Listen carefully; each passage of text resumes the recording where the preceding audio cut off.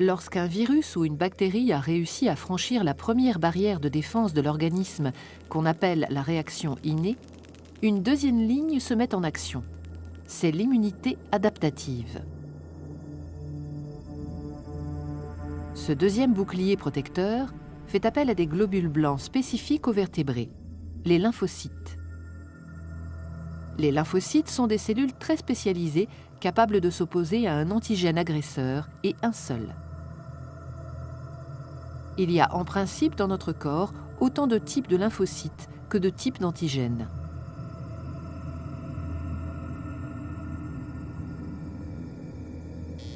Lorsqu'un antigène agresseur a réussi à franchir la première barrière de défense de l'organisme, ces lymphocytes se mobilisent et quand ils reconnaissent la nature et l'identité de l'intrus, ils s'activent.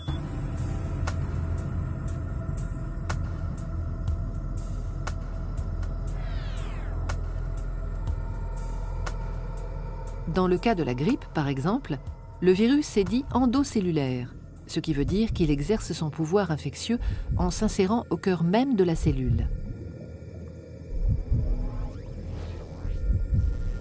Il franchit sa membrane, pénètre à l'intérieur du cytoplasme où il se multiplie avant de se propager dans l'ensemble du corps. La cellule infectée présente alors à la surface de sa membrane des éléments identificateurs de l'antigène agresseur qui l'a contaminé. On les appelle peptides antigéniques. La cellule est à partir de ce moment-là considérée comme étrangère à l'organisme. Contre ces antigènes se logeant au cœur des cellules, la réponse de l'immunité adaptative est dite à médiation cellulaire. Tout commence lors de la réaction inflammatoire. À ce moment-là, certaines cellules immunitaires, les cellules présentatrices d'antigènes qui ont été les premières à entrer en contact avec l'antigène agresseur, captent son identité et la présentent à leur surface. Les cellules dendritiques exposent le peptide de l'antigène. Jouant un rôle de messager, ces cellules présentatrices d'antigènes, dès lors porteuses du peptide, la fiche d'identité de l'agresseur, migrent vers les ganglions lymphatiques où résident des lymphocytes T4 et T8 dormants. Elles présentent le peptide collecté aux lymphocytes spécialisés dans la réaction à l'antigène présent dans le corps et à celui-là seulement. Une fois le message transmis et le dialogue établi, le lymphocyte T4 concerné est activé. Il va devenir une véritable plaque tournante de la réaction qui va suivre. Il commence par se multiplier en un grand nombre de clones. C'est ce qu'on appelle la mitose.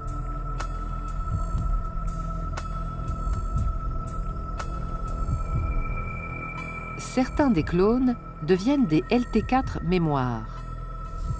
D'autres, appelés alors LT helper ou LT auxiliaires, deviennent capables de synthétiser et de sécréter des médiateurs chimiques, des cytokines, nommées interleukines ou lymphokines, qui vont déclencher la réaction des autres lymphocytes.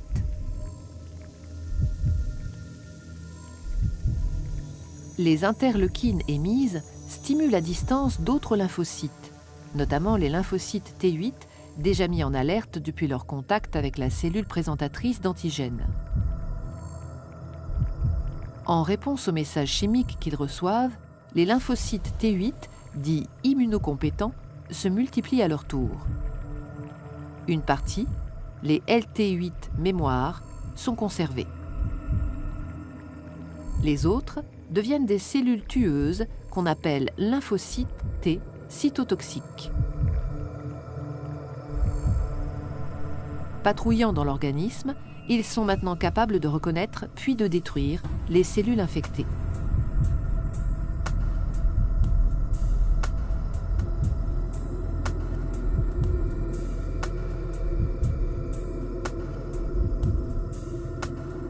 Mais d'autres agents infectieux peuvent agir en demeurant à l'extérieur des cellules. C'est le cas du tétanos et du choléra. Contre ces antigènes agresseurs nommés extracellulaires, la réponse adaptative est dite à médiation humorale. Et là, le scénario se déroule d'une toute autre manière. L'identification de l'antigène agresseur est opéré par une catégorie différente de lymphocytes, les lymphocytes B. Dès qu'ils ont identifié leur antigène, les lymphocytes B sont stimulés. Recevant à distance des cytokines, les messages chimiques émis par les lymphocytes T4 helper déjà en alerte, ils se multiplient par mitose. Une partie est encore une fois stockée comme LB mémoire. Les autres clones se transforment en plasmocytes anti-antigènes. Ils produisent alors des anticorps circulants, spécifiquement dirigés contre l'antigène concerné. Ces anticorps circulants sont sécrétés en grande quantité dans le plasma, à raison de 2000 à 5000 à la seconde. Dès qu'ils rencontrent l'antigène agresseur, ils se lient à lui en nombre et forment une sorte de filet qui le neutralise. Toutes les cellules mortes, ainsi que les débris cellulaires résultant de la réponse immunitaire, sont éliminés par les macrophages, les éboueurs du corps humain.